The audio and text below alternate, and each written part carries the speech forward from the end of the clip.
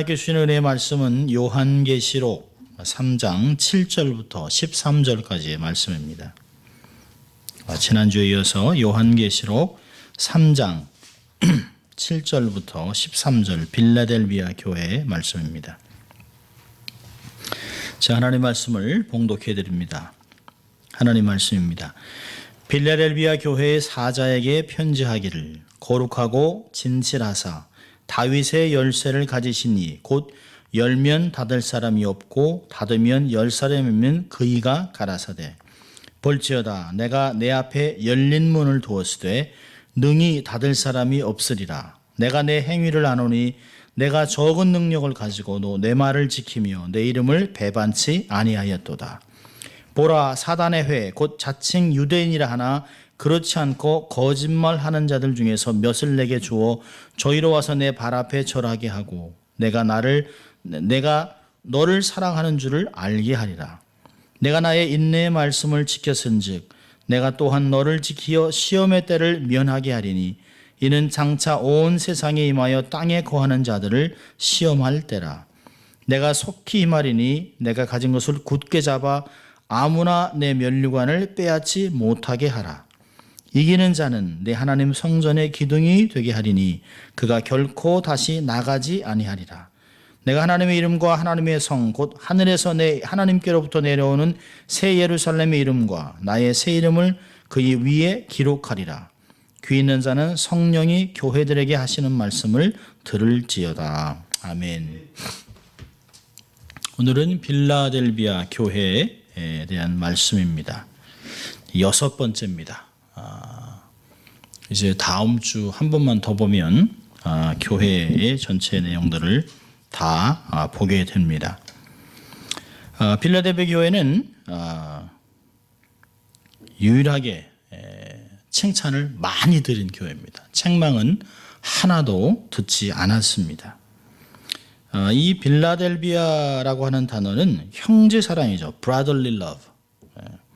필라와 그 델피아라고 하는 필레오와 델피아라고 하는 단어를 섞어놨습니다. 형제 사랑이라는 뜻을 가지고 있는 도시입니다. 필라델피아 도시도 있죠. 펜실베니아에 가면 큰 도시 중에 하나죠. 필라델피아는 현재 알사세히르라고 하는 그 도시가 위치한 곳으로 있습니다. 4대 남동쪽 한 25마일 되는 지점이죠. 이렇게 들으면 잘 모릅니다만 우리가 한때 시간을 내서 그래도 이제 소망을 갖고 그래도 우리가 7교회 성지순례를 한번 할 것이다 라고 하는 기대감을 가지고 이 말씀을 이제 나중에 이제 이해를 하게 될 것입니다. 이 빌라델비아는 서머나 루디아 북쪽 지역과 부르기아 및 동쪽 지역과 연결하는 상업과 통신의 요충지입니다. 또 이 빌라델비아는 고대로부터 포도 생산지로 유명한 곳입니다. 그래서 포도주로 유명한 곳이에요. 그러다 보니까 포도주의 신인 바카스 또 그 당시에는 디오니소스를 섬겼습니다. 그래서 춤을 추고 향락을 즐겼던 도시입니다. 특별히 포도 생산지로 유명해진 것은 그 도시 앞에 펼쳐진 대평연의 땅이 화산재로 비옥한 땅이 되었기 때문입니다. 그래서 포도주로 알려져 있습니다. 그런데 이 화산재로 쌓여서 그 비옥한 땅이 되기는 했지만 잦은 지진 때문에 굉장한 어려움을 겪었던 도시입니다. 늘 사람들이 불안해하고 힘들어하고 그러다 결국에는 도시가 아주 작아졌습니다. AD 17년경에는 엄청난 지진으로 도시가 완전히 황폐해졌습니다. 그래서 하나도 남은 것이 없었어요. 그래서 황제가 특별히 그 도시를 재건하는데 모든 돈을 다 투자하고 그 도시가 완전히 회복될 때까지는 세금을 거두지 않았습니다.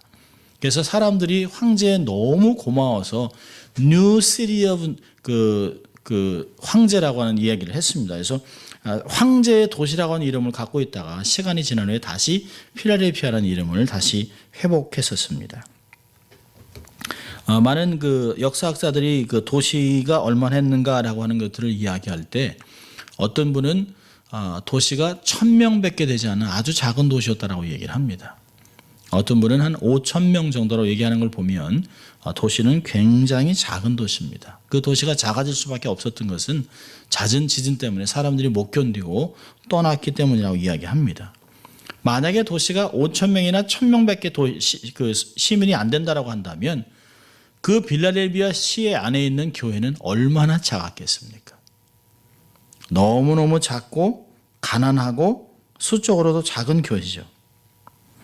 더군다나 이 작은 교회가 그 도시 안에 있는 유대인들, 사단의 회라고 하는 유대인들, 정통 유대인들한테 핍박을 아주 심하게 당했습니다. 그러니까 필라델피아 교회는 외적으로 상당히 좀 척박한 토양 속에 있었던 교회입니다. 교회 자체로도 사람이 적고 또 유대인들에게 핍박을 받는 또 그 주위 안에도 늘 있는 우상 숭배가 있었던 도시입니다. 그런데 이 필라델피아 교회는 주님께 책망 없이 인정과 칭찬을 많이 받은 교회입니다. 그래서 교회들이 서모나 교회 또 빌라델비아 교회 이런 교회 이름들을 많이 따기도 합니다. 저희 교단 안에도 빌라델비아 교회가 있었습니다. 자, 이 교회에 말씀하시는 주님의 모습은 어떨까요? 7절을 보면 예수님의 모습이 이렇게 나타납니다. 거룩하고 진실하사 다윗의 열쇠를 가지시니 곧 열면 닫을 사람이 없고 닫으면 열 사람이 없는 그이라고 얘기하고 있습니다. 특별히 빌라델비아 교회를 향해 말씀하시는 주님을 서두에 세 가지 특징을 가진 계신 분이라고 묘사하고 있습니다. 첫째는 뭘까요? 거룩하신 분이다라고 얘기하고 있습니다. 구약에서는 하나님의 성품을 이야기할 때 거룩하다라고 얘기합니다. 여러분 잘 아시는 대로 이사야 6장을 보면 거룩하다 거룩하다 거룩하다 만군의 여호와여 그 영광이 온 땅에 충만하도다. 그 거룩을 보고 이사야가 이제 나는 죽었다라고 고백할 정도로 하나님의 거룩을 하나님의 성품을 보았습니다.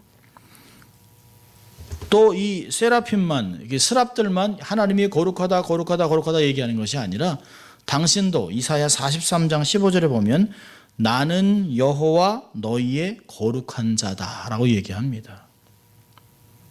그리고 하나님은 당신이 거룩하기 때문에 레위기에서 내가 거룩하니 너희도 거룩하라라고 얘기합니다. 이것을 베드로에서는 주님이 거룩한 것 같이 우리도 이 땅에서 거룩한 삶을 살아야 된다라고 이야기하고 있습니다. 그렇다면 이 본문을 보면 예수 그리스도가 바로 하나님이라는 거죠. 하나님의 거룩한 성품을 공유하신 분이다. 삼위일체의 두 번째 하나님인 것을 말하고 있습니다. 특별히 세상과는 아주 다른 모습인, 세상과는 아주 분리되어 있는 그런 모습이라고 이야기하고 있습니다. 두 번째로 나와 있는 예수님은 진실하신 분입니다. 이 헬라에서는 진실하다라고 하는 단어를 쓸 때 두 가지 단어를 가지고 있습니다. 두 가지 단어를 쓰는데요. 하나는 알레테스라는 단어로 거짓된 상태와 구분된다라고 할 때, 다르다라고 하는 것을 이야기할 때 씁니다. 그러나 또 하나는 알레티노스라고 하는 단어인데 거짓과 완전히 정반대되는 진실함을 이야기할 때 알레티노스라고 하는 단어를 씁니다. 근데 여기 있는 진실하다라고 하는 하나님 예수님이 그분은 진실하다고 하는 단어는 주님의 성품은 알레티노스입니다. 거짓과는 완전히 반대된 어둠이 전혀 없는 분, 그 진실하신 분이라고 이야기하고 있습니다. 자, 세 번째로요. 이 나와 있는 모습은 다윗의 열쇠를 가지신 분 이렇게 나와 있습니다. 그리고 주께서 열면 닫을 사람이 없고 닫으면 열 사람이 없는 다윗의 열쇠를 가지셨다라고 얘기하고 있습니다. 이 구절은 이사야 22장 22절에 있습니다. 이사야에서 인용된 구절인데요. 내가 또 다윗의 집의 열쇠를 그의 어깨에 두리니 그가 열면 닫을 자가 없겠고 닫으면 열 자가 없으리라. 이사야에 있는 말씀을 그대로 인용을 해서 이 말씀을 하고 있습니다. 이 말씀을 조금 설명을 해드리면 유다에 좀 의롭다고 하는 히스기야 왕이 있습니다. 히스기야 왕. 히스기야 왕이 자기의 그 국고를 셈나라고 하는 대신에게 맡겼습니다. 근데 이 삼나라는 그 대신이 국고를 맡아놓고 이 맡은 것을 가지고 자꾸 돈과 금을 빼갔습니다. 그래가지고 그걸 가지고 자기의 묘실, 자기의 무덤을 치장하는데 엄청난 돈을 많이 들이다가 잡힙니다. 그리고 하나님께 꾸중을 듣고 왕에게 쫓겨납니다. 그리고 저주를 받습니다. 그러니까 그가 갖고 있었던 막강한 권력이 엘리야김이라고 하는 사람에게 넘어갑니다. 그리고 엘리야김에게 그것을 다윗의 집의 열쇠를 맡깁니다. 그러니까 그것을 준다는 얘기는 그 엘리야김이라는 비서관을 통하지 않고서는 누구도 왕 앞에 나올 수가 없습니다. 절대 권력을 얘기하는 것이죠. 절대 권력을 상징하는 것입니다. 또 왕실의 보물의 관리자라고 하는 그런 의도가 있습니다. 그러니까 엘리야김이 문을 열어서 누구든지 재물을 나눠줄 수 있어요. 또 아무리 사람이 원한다 할지라도 엘리야김이 문을 닫고 재물을 안 나눠줄 수도 있습니다. 그러니까 다윗의 열쇠는 열고 닫을 수 있는 절대 권력을 누가 가지고 있느냐를 얘기하는 것이에요. 이 이야기는 뭘까요? 주님만이 하나님의 나라에 들어오게 하고 들어가지 못하게 하고 막을 수 있는 그런 권세가 있다는 것이에요. 마치 요한복음 14장 6절에 말씀한 것이 나로 맘자하고는 아버지께 올 자가 없다라고 하는 것과 마찬가지 말씀입니다. 또한 누구를 축복하는 것은 주님의 권세 안에 있다는 것이죠. 그러니까 주님의 축복이 우리의 열심과 우리의 힘과 노력으로 되는 것이 아니라는 것입니다. 주님이 원하는 그 사람에게 그분의 결정에 의해서만 열리고 축복이 부어지는 하늘의 창고가 열리는 그런 역사가 나타나는 것이죠. 그러니까 결국에는 이 7절에서 얘기하고 싶은 것은 이 빌라델비아의 교회에 말씀하시는 주님은 절대적인 권력을 갖고 있는 하나님의 성품을 소유한 분이다 라고 하는 것을 말하고 있는 것입니다. 이 주님이 교회를 평가합니다. 8절을 보면 볼지어다 내가 내 앞에 열린 문을 두었을 때 능히 닫을 사람이 없으리라. 내가 내 행위를 아노니 내가 적은 능력을 가지고도 내 말을 지키며 내 이름을 배반치 아니하였다.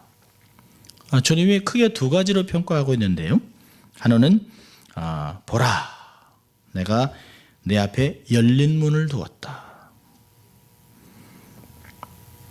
열린 문은 빌라델피아 교회의 교인들이 여러 지역에 복음을 전할 기회를 얻었다는 것입니다.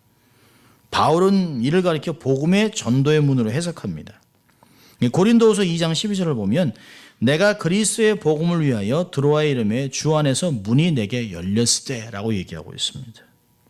골로새 4장을 보면 하나님이 전도할 문을 우리에게 열어주셨다라고 얘기하고 있습니다.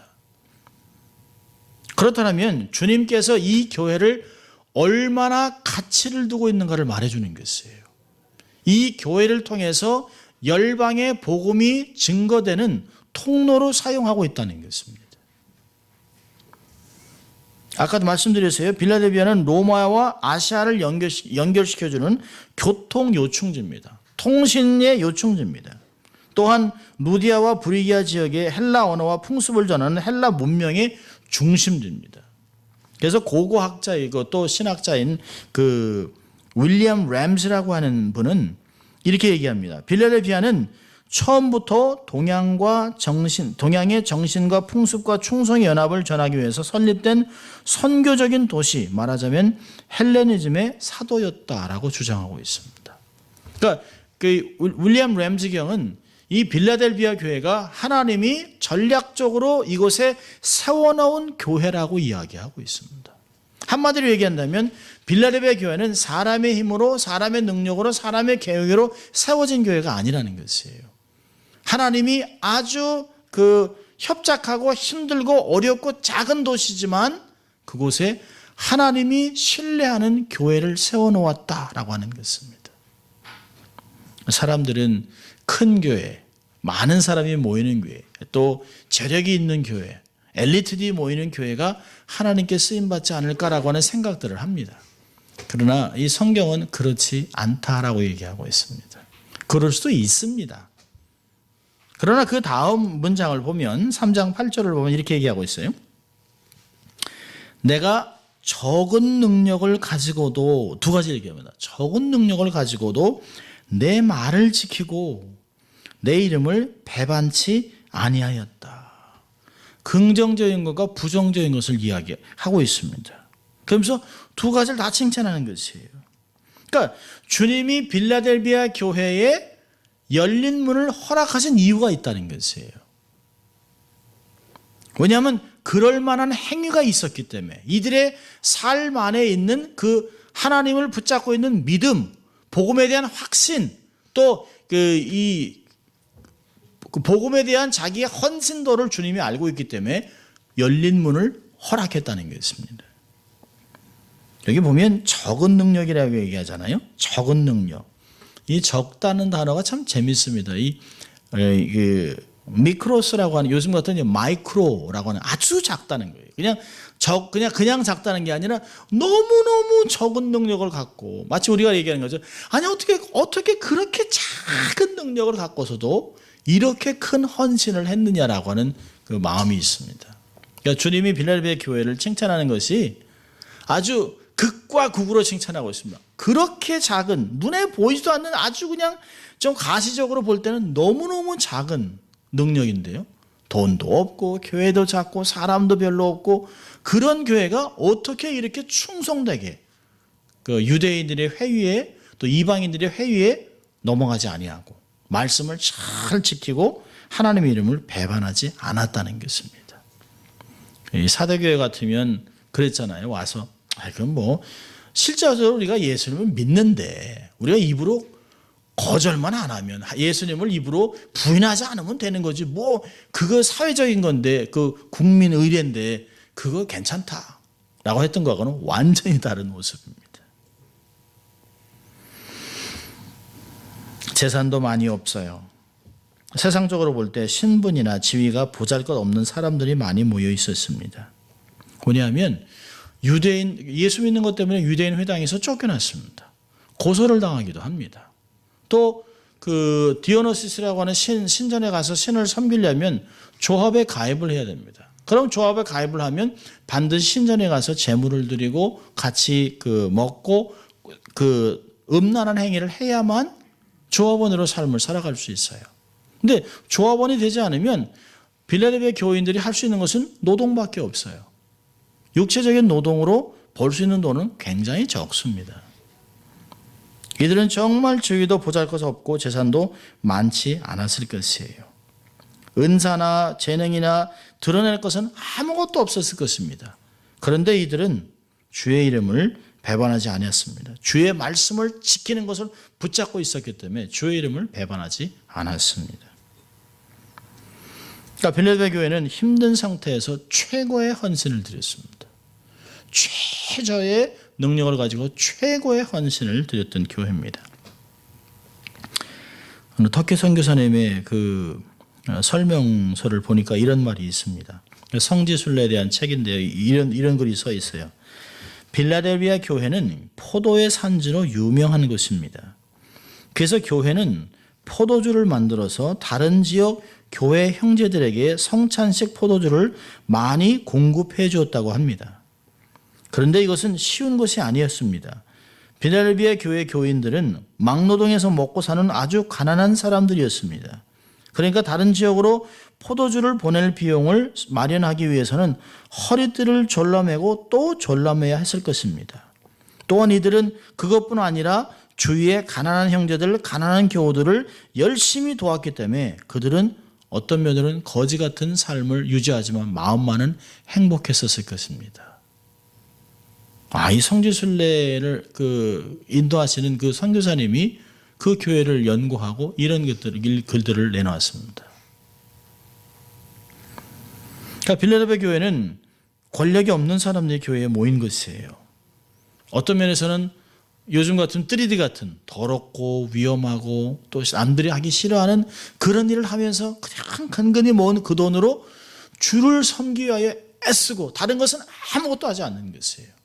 일상생활에서 나의 삶과 이런 것들이 아닌 하나님의 나라를 위해서, 복음을 증거하기 위해서, 섬기기 위해서 모든 것을 투자했던 사람들이라는 것입니다. 이 교회는 사단의 회, 유대인의 자칭 유대인이나 그렇지 않고 거짓말하는 자들 중 그런 사람들에게 박해가 있고요. 또 미래의 시험의 때에 기다리고 있는 그런 교회입니다. 빌라델피아 교회는 경제적으로 약하고 숫자적으로 약한 교회. 아마 7교회 중에서 가장 연륜이 짧은, 규모가 제일 작은 그런 교회일 것입니다. 그러면 4대 교회랑 이게 비교해보면 4대 교회는 외부적으로 유명합니다. 능력도 있고 프로그램도 많고 건물도 있고 사람도 많습니다. 근데 외부 공격이 하나도 없어요. 공격이라고는 하나도 없습니다. 근데 빌라델피아 교회는요, 외부적으로는 아주 나약합니다. 아주 적은 능력이지만 외부 공격은 치열하게 많습니다. 유대인들의 공격이 있죠. 로마 신을 섬기는 황제 숭배하는 그 공격이 있죠. 수많은 공격이 있습니다. 어떤 학자는 이렇게 얘기했습니다. 고난은 성도들을 거룩하게 하는 도구다 얘기합니다. 그런 것을 보면 꼭 편안한 것이 우리의 믿음 생활에 좋은 것이 아니에요. 편안하면 게으르기 쉽다라고 하는 말을 많이 합니다. 그러니까 편안한 가운데 부유한 가운데 주를 섬길 수 있는 사람이 많지 않은 것에 비해서 고난이 오고 환난이 오면 우리의 무릎을 꿇고 하나님께 매달리고 신앙생활을 돌아보는 기회가 된다라고 하는 것은 어떤 면으로는 맞는 것 같습니다. 우리가 보는 것이 다가 아닙니다. 큰 교회, 부자, 인텔리들이 많은 교회가 위대한 일을 하는 것 같지만 그렇지 않아요. 바울의 고백을 들어보십시오. 고린도전서 1장 26절부터 29절까지는 이렇게 얘기합니다. 형제들아 너희를 부르심을 보라. 육체를 따라 지혜 있는 자가 많지 아니하며 능한 자가 많지 아니하며 문벌 좋은 자가 많지 아니하도다. 그러나 하나님께서 세상에 미련한 것들을 택하사 지혜 있는 자들을 부끄럽게 하려 하시고 세상에 약한 것들을 택하사 강한 것들을 부끄럽게 하려 하시며 하나님께서 세상에 천한 것들과 멸시받는 것들과 없는 것들을 택하사 있는 것들을 패하려 하시나니 이는 아무 육체라도 하나님 앞에서 자랑하지 못하게 하려 하심이라. 그렇죠? 참 어리석어 보이는 것 같아요. 세상으로 볼 때는 아유 고지식하고 어리석고 그냥 아무것도 보잘것이 없는데도 그 어리석은 모습으로 전도하는, 세상에서 얘기하는 어리석은 십자가의 이야기를 할 때 사람들이 변하고 뒤집어지는 역사가 나타납니다. 달변가들, 정말 말 잘하고 잘 나가고 똑똑하고 실력 있고 뭐 이런 사람들이 하는 말을 사람이 받을 것 같지만 그렇지 않다는 것이에요. 그럴 수도 있겠습니다만은 우리에게 정말 있는 것은, 여기 사실은 우리에게 요한계시록은 우리에게 적은 능력에서 어디에 포커스를 두기 원하느냐, 적은 데 포커스를 두기 원하느냐, 능력에 포커스를 두기 원하는 것이에요. 우리는 항상 적다, 없다, 부족하다, 내가 이렇게 얘기합니다만은 마치 사사기 6장 12절에서 기드온에게 여호와께서 너와 함께 하심으로 너는 강한 용사라고 하는 말과 똑같습니다. 예수님께서 마태복음 17장 20절에 이렇게 얘기했어요. 가라사대 너희 믿음이 적은 연고니라. 진실로 너에게 이르노니 너희가 만일 믿음이 한 겨자씨만큼만 있으면 이 산을 명하여 여기서 저기로 옮기라 하여도 옮길 것이요 또 너희가 못할 것이 없으리라. 믿음이 크냐 작으냐가 아니에요. 믿음이 있냐 없냐라는 것이에요. 그러니까 여기서도 보면 적지만 능력을 붙잡고 있었다라면 그 사람은 승리하는 삶을 살 수 있다는 것이에요. 많은 것을 가지고도 내가 부족하다, 없다, 나는 아무것도 할 수 없다, 내가 조금 더 벌어야지, 내가 좀 더 건강해지면, 내가 이것을 하고 나면 주를 섬겼다라고 하는 사람들과 내가 작은 것인데도 주님이 주시고 주님의 것이라면 귀하게 여기고 삶을 살아가는 자의 삶이 얼마나 다른 것을 우리에게 가르쳐주고 있는 것이죠. 적은 능력으로 최고의 헌신을 했던 교회, 주님이 많은 것을 약속하세요. 9절부터 보면 보라라고 얘기하고 있습니다. 보라. 주목 얘기하고 있습니다. 보라. 그리고 주님이 9절과 10절부터 12절까지 많은 것들을 약속하고 있습니다. 첫째로 뭐냐면 9절에 보면 보라 사단의 회 곧 자칭 유대인이라 하나 그렇지 않고 거짓말하는 자들 중에서 몇을 내게 주어 저희로 와서 내 발 앞에 절하게 하고 내가 너를 사랑한 줄을 알게 하리라. 강팍한 유대인의 개종을 약속하고 있습니다. 예수 믿는 유대인, 교인들을 핍박하고 고소하고 경제적인 타격을 가하면서 못살게 굴던 소위 정통 유대인들이 자기들의 잘못을 회개하고 예수 믿게 된다는 것이에요. 그러니까 빌라델비의 교인들한테 이들이 뭐라고 했겠어요? 너희들이 할례도 거부하고 절기도 안 지키고 모세율법도 안 지키고 니들이 무슨 그러면서 이단이라고 그래요. 그들을 막 정죄하던 자들이 그들이 말씀대로 삶을 살아가고 정직하게 살아가고 세상을 잘 섬기고 그렇게 핍박 가운데서도 믿음을 지키는 것을 보고 이들이 삶이 변했다는 거예요. 그 이들이 주께 돌아왔다는 것입니다. 그러면서 유대인들이 선택된 민족, 우리만 선택된 민족, 선민의식을 갖고 있었던 것이 그냥 깨어지기 시작하는 거죠. 아, 이게 아닌가 보다. 정말 저들이 얘기하는 메시아가 정말 맞았나? 라고 하면서 이들의 삶이 변했다는 것이죠. 놀라운 것은 이렇게 개종한 유대인들이 소아시아 지역을 사도 바울같이 다니면서 복음 증거하는데 놀라운 역사를 이뤘다라고 기록은 이야기하고 있습니다. 정말 마치 이런 것이에요. 스데반이 죽어가면서 이단이라고 정죄받고 돌로 맞아 죽는데 하늘문이 확 열립니다. 그러면서 서 계신 예수님이 법정에서 하나님께 변론하는 모습이 보이는 거죠. 세상에서는 이단이라고 정죄받고 있는 이를 주님께서 내가 택하고 사랑한 사람이라고 말하는 거랑 똑같습니다. 마치 하나님께서 자기들이 소위 선민이라고 하는 그 유대인 회당이 잘못됐다는 것을 기독교인, 빌라델비아 교인들을 통해서 가르치신 것이에요. 그러니까 베드로전서 2장 12절은 이야기합니다. 우리의 착한 행실로 마지막 때 저들로 우리를 괴롭게 하는 저들로 하나님의 영광을 돌리게 하라는 것입니다. 예수 믿는 사람은 정말 착하게 살아야 합니다.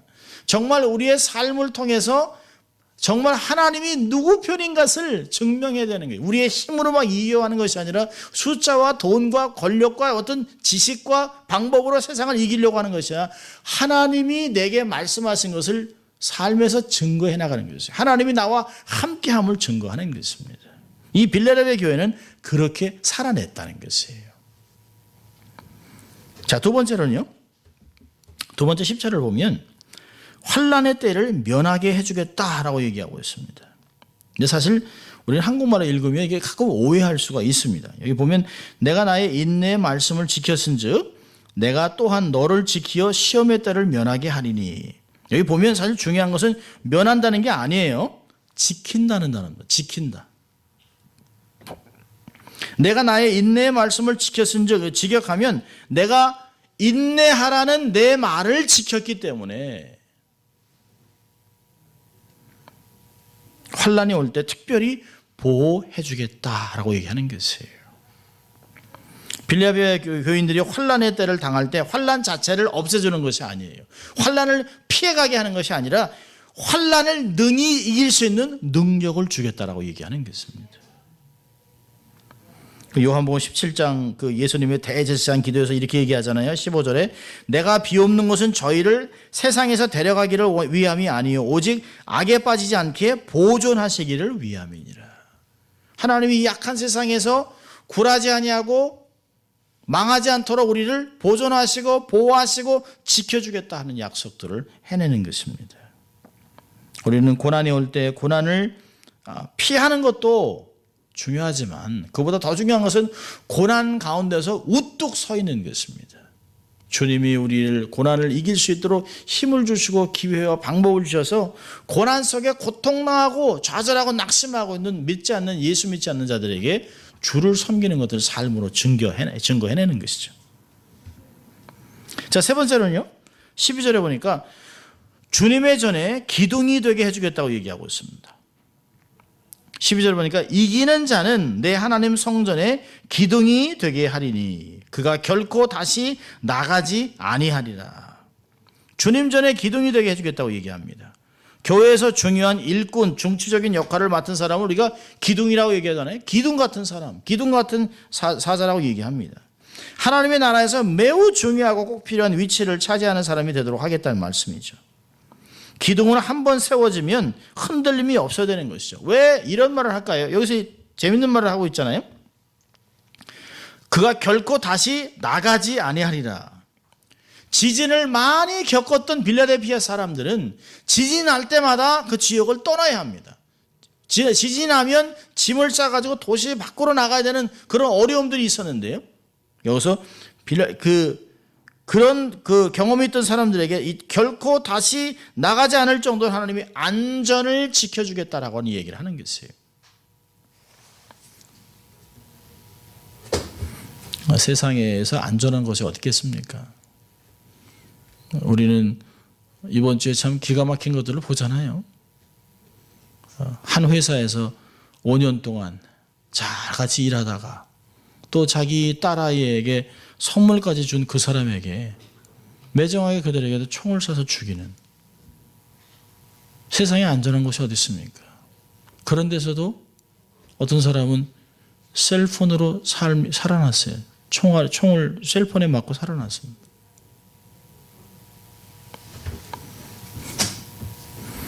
세상에 안전한 곳은 없어요. 주님이 우리를 지켜주시는 그때만이 가장 안전한 것입니다. 네 번째로 하나님 주신 약속은 12절에 보니까 이기는 자에게는 삼중적인 섬 이름을 주겠다고 얘기하고 있습니다. 세 가지를 얘기하고 있어요. 내가 하나님의 이름과 하나님의 성 곧 하늘에서 내 하나님께로부터 내려오는 새 예루살렘의 이름과 나의 새 이름을 그 위에 기록하게 각인해 주겠다라고 얘기하고 있습니다. 당시 계시록에 언급된 도시에서 교회를 지키고 신실하게 신앙생활을 하던 초대 교회 지도자들이 죽은 후에 그곳에 살던 성도들이 그들이 섬기던 성전에 새 기둥을 세우고 지도자의 이름과 그의 부친의 이름을 각인해 놓았습니다. 그 얘기는 뭘까요? 오랫동안 이 교회를 헌신했던 사람, 지도자를 기억하겠다는 것이에요. 그 주님은 이들의 문화를 그대로 말씀하면서 너희들이 세운 기둥에 있는 이름, 그 이름을 기억하는 것보다 내가 내 성전에 너희의 이름들을 기록해 주겠다고 얘기하고 있습니다. 주님의 새 이름을 새겨주는 것은 그 도성의 시민인 것을 확인시켜 주는 것입니다. 사람의 이름을 기억하는 것 굉장하지요. 그래서 느헤미야는 주님 나를 기억해 주십시오. 히스기야도 주님 내가 선한 것들을 기억해 주라고 기도했습니다. 호세아서는 얘기하죠. 내가 너와 내 자식들을 기억하지 않겠다. 너희들이 말씀을 버렸으므로 나도 너희를 버려 너의 자식들을 기억하지 않겠다. 이 기억이라는 건 굉장한 단어입니다. 사실은 하나님의 마음에서 그들을 꼭 안고 있다는 얘기예요. 결코 세상에서 잃어버릴 수 없는 온 세상과 역사가 하나님이 기억해주는 인물들이 된다는 것입니다. 이 빌라델비아는 엄청난 하나님의 약속과 칭찬을 받아냈습니다. 자, 그런데요 11절을 보면 느닷없이 주님이 이렇게 얘기했습니다. 내가 속히 임하리니 내가 가진 것을 굳게 잡아 아무나 내 면류관을 빼앗지 못하게 하라. 이것은 경고가 아닙니다. 주님이 속히 온다는 것이에요. 이건 경고의 말씀이 아닙니다. 다른 교회들 같이 주님이 속히 오는 것에 두려움으로 또 정신을 똑바로 치라는 것이 아니에요. 이것은 뭘까요? 두렵고 힘들고 어려운 가운데서 믿음을 지키고 있는 당신의 택한 백성들에게 조금만 참아라 내가 곧 온다라고 하는 것입니다. 가끔 우리가 아이들을 두고 어디 나갔다가 전화하잖아요. 아빠 금방 간다. 조금만 기다려라. 조금만. 근데 애들이 이제 어릴 때는 빨리 와 그러는데요. 좀 크면 괜찮아, it's okay 이렇게 얘기합니다. 마치 어린 아이에게 전화해서 아빠 금방 갈게. 조금만 기다려라. 조금만 라고 하는 것 같습니다. 요한복음 14장 1절부터 3절까지는 주님이 마치 신랑이 신부된 제자들에게 말하는 것 같아요. 이런 말을 합니다. 요한복음 14장을 보면 너희는 마음에 근심하지 말라. 하나님을 믿으니 또 나를 믿으라. 내 아버지 집에 거할 곳이 많도다. 그렇지 않으면 너에게 일렀으리라. 내가 너희를 위하여 처소를 예비하러 가노니 가서 너희를 위하여 처소를 예비하면 내가 다시 와서 너희를 내게로 영접하여 나 있는 곳에 너희도 있게 하리라. 이것은 결혼한 신랑이 신부 집에서 아내를 두고 가면서 하는 이야기예요. 내가 집에 가서 당신을 위해서 다 만들어 놓고 그리고 당신을 데리러 올게. 걱정하지 마라. 그런 뜻에 있는 것입니다. 그러니까 요한복음이나 요한계시록이나 요한서신에서는 다 이런 것들을 말하고 있습니다. 성도들을 하나님의 신부로 하나님의 자녀로 언약 백성으로 대하고 있는 것들을 우리가 볼 수 있는 것입니다. 곧 온다라고 얘기하고 있습니다. 또 하나 뭘까요? 내가 가진 것을 굳게 잡아라. 이 교회는 이미 상급을 받은 교회예요. 이미 면류관을 받은 교회입니다. 대단한 교회죠. 이 땅을 살아가면서 이미 면류관을 받았습니다. 그런데 그 받은 면류관을 잃어버릴 수가 있다는 것이에요. 상급을 받은 교회지만 자신이 가진 것을 굳게 잡으라는 것이에요. 어떻게 이런 면류관을 빼앗길 수 있을까요? 사단의 공격이 있습니다.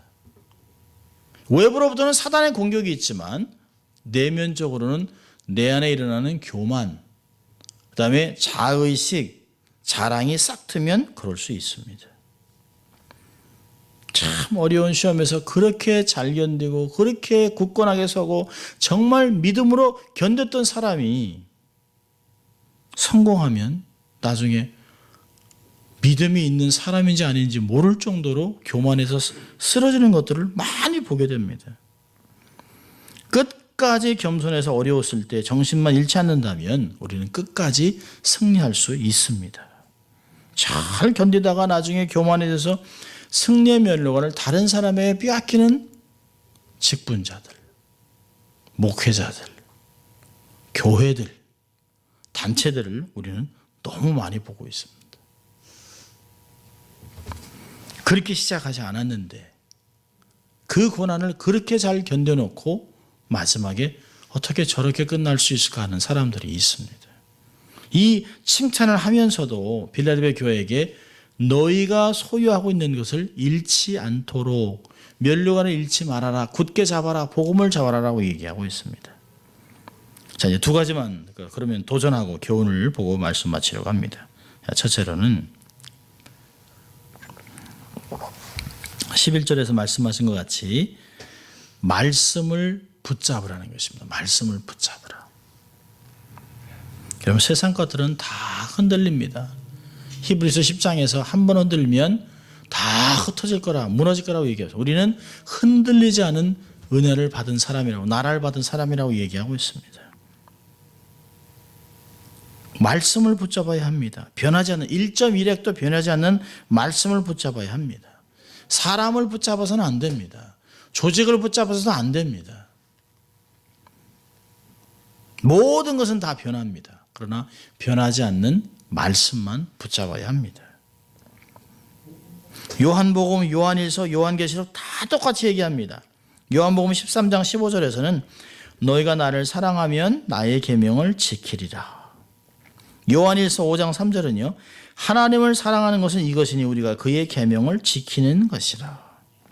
요한계시록 14장 12절에서는 성도의 인내가 여기 있나니 저희는 하나님의 계명과 예수 믿음을 지키는 자니라. 똑같아요. 요한은 요한복음이나 요한서신이나 요한계시나 똑같이 말씀을 붙잡는 것이 삶의 근본이라고 이야기하고 있습니다. 말씀을 붙잡아야 합니다. 굳게 내게 주신 복음, 내게 주신 말씀, 그것을 굳게 잡아야 합니다. 두 번째로는 끝까지 충성해야 합니다. 끝까지. 영두삼위 같은 인생이 되면 안 됩니다.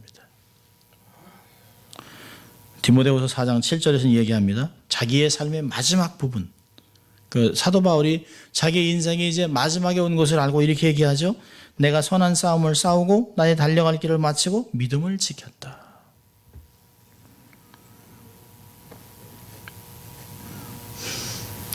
제가 그 인터넷에서 이걸 보면서 아이고라고 하는 걸 보세요. 사이클 대회가 있는데요. 사이클 대회에서 이제 막 그 최선을 달려서 이제 막 1등으로 막 달려오고 있습니다. 근데 30m도 안 남겨놓고 이 사람이 뒤돌아보니까 사람이 없으니까 그 사이클 선수가 손을 놓고 와 이겼다 그러다가 자전거가 확 넘어갔어요. 저는 넘어져가지고 꽈당 넘어져가지고 그 자전거를 일으켜가지고 타기 어려우니까 막 뛰는데 사람이 휙휙 들어갑니다. 2등, 3등, 4등, 5등 막 들어가요. 그러니까 1등으로 들어오시면 끝까지 달려야죠. 끝까지. 그리고 와 이러고 그냥 자전거가 휙 넘어져가지고 자기 또 얼마나 당황했겠습니까? 자전거 타지 못하고 자전거를 끌고 막 뛰는 거예요. 막 뛰는 거예요. 결국에는 5등 안에도 못 들었어요. 우리도 이럴 수 있어요. 그래서 주님이 그러잖아요. 뒤를 돌아보지 말아라. 우린 자주 뒤를 돌아봐요. 여러 거 그러죠. 누가 따라오나? 내가 얼마나 잘 달리고 있나? 여유가 있나? 그럴 여유가 없어요. 육상 선수한테 물어보니까 이렇게 돌아보는 순간 순위는 바뀐다 그러더라고요. 끝까지 충성해야 됩니다. 우리가 그러잖아요. 항상 따놓은 당상 그러다 잃어버리는 거예요.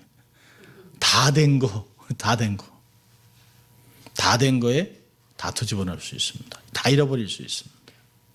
우리는 주위에서 그런 거 많이 봐요. 다 됐다 그랬다가 덜컥 한순간에 다 왕창 다 무너질 때가 있습니다. 저도 대학교에서 이렇게 파트타임 잡을 하면서 이게 제도하는 게 있어요. 이렇게 그리는 게 있습니다. 피스별로 이제 얼마씩을 받는데 대학을 다니면서 40시간씩 일을 하니까 너무 피곤한 거예요. 너무 피곤하니까 이걸 졸다가 자를 딱 대고 고정하고 선을 그어야 되는데 졸다가 쫙 이렇게 그었습니다. 그러니까 그 한 장을 1시간 반 동안 12가지 펜을 놓고 선마다 그게 두께가 있기 때문에 그걸 했다가 한꺼번에 쫙 그렸는데요. 그리고 나서 번쩍 깨고서 눈물이 주르나. 이거 한 장이 얼마인데. 다 해놓고 마지막에 선을 긋다가 조는 바람에 그것도 조여놓으면 이렇게 그냥 가는 건데 그 조이지 않고 했다가 그냥 주르륵 흐르는 바람에 끝까지 눈에 불을 켜고 끝까지 복음을 잡아야 됩니다. 끝까지 충성을 다해야 됩니다. 중간에 한 것은 아무것도 얻지 못합니다. 빌라델비아 같이 우리도 말씀을 붙잡고 끝까지 충성해서 주님이 주시는 칭찬, 약속 모든 것들 다 받아 누리는 우리 될 수 있기를 주의 이름으로 축원합니다. 기도하겠습니다. 하나님 아버지 감사합니다. 오늘도 저희들을 부르시고 또 말씀으로 도전하시고 깨닫게 하신 아버지 감사합니다. 주님 앞에 우리에게 주신 능력을 꼭 붙잡고 복음을 붙잡고 최선을 다하여 하나님의 마음을 시원케 해드리고 주로부터 칭찬받는 저희들 될 수 있도록 도와주시고 그래서 이런 삶을 통하여 이 세상에서 하나님의 사랑을 받고 살아간 것을 증거하는 복음을 증거하는 빛과 소금의 역할을 감당하는 저희들 될 수 있도록 하나님 축복하여 주시옵소서. 감사하고 예수님 이름으로 기도합니다. 아멘.